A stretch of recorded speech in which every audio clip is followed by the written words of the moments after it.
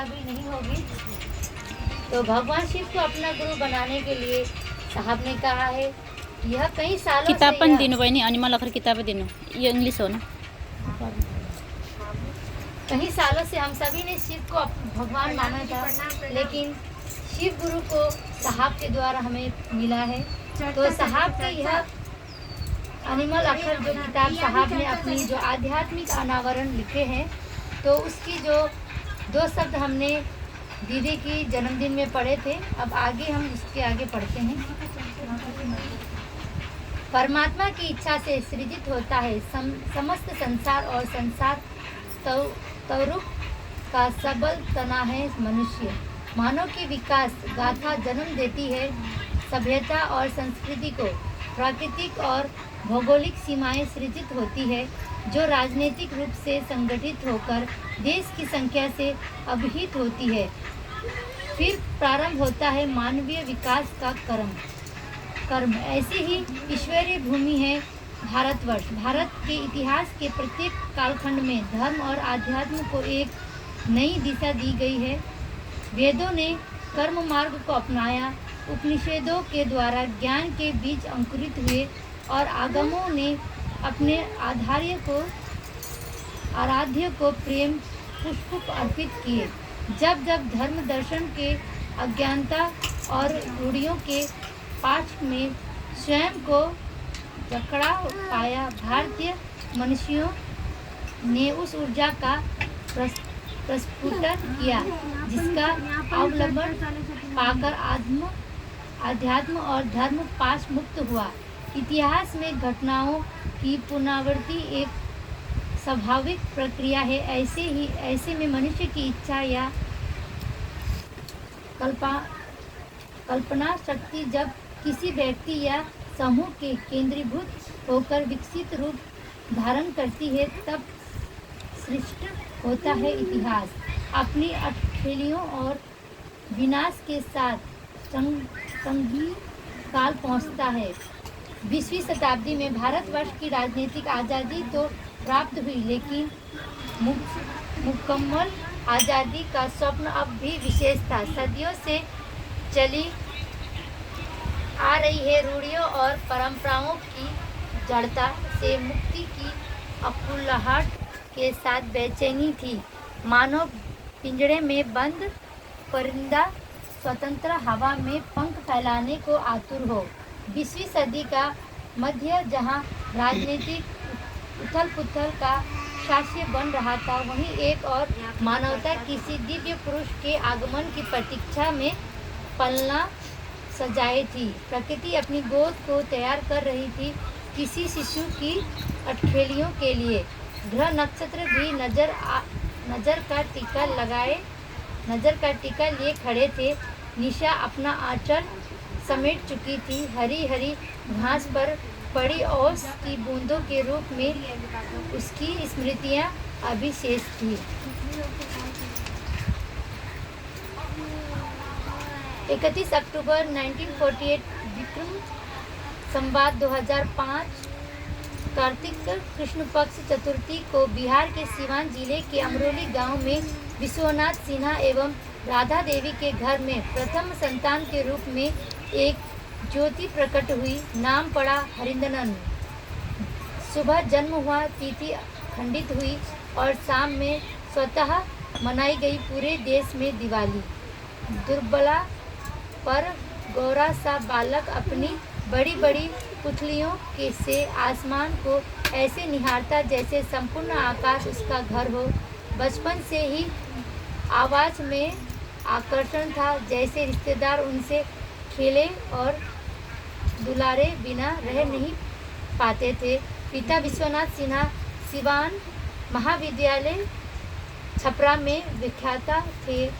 उनका चयन बिहार सिविल सेवा में हुआ, लेकिन शिक्षा में विशेष रुचि होने के कारण कुछ वर्षों के उपरांत शिक्षा सेवक में चले गए। अपनी सरकारी सेवा में उन्होंने बिहार सरकार के शिक्षा विभाग के विभिन्न पदों पर योगदान दिया और अतः शिक्षा निदेशक बिहार के पद से सेवानिवृत्त हुए। पारिवारिक मान्यताओं के अनुकूल अपने बच्चों को अच्छी शिक्षा देना चाहते थे। बच्चों की शिक्षा दीक्षा के उत्तरदायित्व का निर्वहन उन्होंने उत्तम ढंग से किया। यह कहानी जहाँ नियंतः व्यक्तित्व है, वही गहन अर्थों में सार्वभौम भी। पदाधिकारी पिता अभिनंदन के भविष्य को तराश कर अलग ऊंचाई देना चाहते थे। पहली संतान होने के कारण लाड़ प्यार ने कई और नाम दे दिए। हरिनंद तो कभी बड़कू बउआ और कभी हरिनंदन नाम से पुकारे जाने लगे। 2 भाइयों और 2 बहनों में बड़े हरिनंदन की प्रखर बौद्धिक क्षमता के बावजूद पठन पाठन में उनकी रुचि थोड़ी कम थी। बाल्यकाल की स्वभावगत प्रकृतियों के अनुरूप जब बच्चे खिलौनों से खेलते हैं, तब ये छोटे साहब जादू टोना का खेल खेलते, भूत प्रेत तंत्र मंत्र की बातें करते, कभी वेदों उपनिषदों पुराणों की कहानियों सुनते और सुनाते, कभी आसन मारकर घंटों बैठे रहते, तो कभी टीन के डब्बों में पानी भरकर पाइप का साइफन बनाते और शीशे से मढ़ी शिव की तस्वीरों पर शिवलिंग की तरह पानी गिराया करते। फलतः शीशे में लगी तस्वीर गलकर गिर जाया करती थी। बचपन यह समझ नहीं पाता कि कौन सा खेल खेला जाए, पर हरिनंदन के लिए तो नियति ने अलग खेल रचा था, जो असीम अपराया था। समय सरिता के बहाव के साथ साथ इनके बालमन की कोमल भावनाओं की क्षीण धारा प्रकट होने लगी, जिसकी प्रतीति सामान्य नहीं थी। माता पिता को इनकी असामान्य आदतों की चिंता सताने लगी। बापूजी की पीड़ा अभिव्यक्त तो नहीं होती, पर माँ के वात्सल्य का हिमखंड कभी कभी जल बनकर निर्बाल पिघल आता था। बाबूजी के साथ बचपन पुनः में बीता। जिला शिक्षा पदाधिकारी के रूप में बाबूजी का तबादला दरभंगा हुआ। तभी थोड़ी दूर पर स्थित सरकारी प्राथमिक विद्यालय में हरिनंदन का दाखिला कराया गया। शिक्षा पदाधिकारी के सरकारी आवास के बगल में अनुमंडल पदाधिकारी दरभंगा का सरकारी आवास था। SDO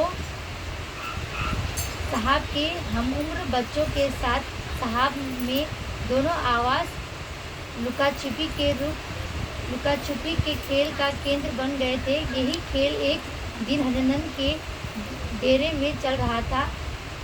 हाथे में बाबूजी की आस्टीन कार खड़ी थी। ये अपने खेल में छिपने के लिए चालक वाला गेट खोल रहे थे। गेट लॉक था, खुला नहीं, लेकिन गेट का हैंडल हाथ में आ गया। पीटने के भय से उन्होंने हैंडल को पुनः लगा दिया। देखने से तो वह पूर्वतः लग रहा था, पर था तो टूटा हुआ ही। सुबह बाबूजी ने कार्यालय जाने के क्रम में गाड़ी का वही फाटक खोला। भीतर से टूटा और कमज़ोर हैंडल आसानी से हाथ में आ गया। शोर शुरू हो गया। हरिनंदन की भी बुलावट हुई, ताटक की आवाज़ हुई। नालायक, पढ़ना लिखना 22.5 गाड़ी में लुका छुपी का खेल खेलता है। माँ से भी सुरक्षा प्राप्त नहीं हुई।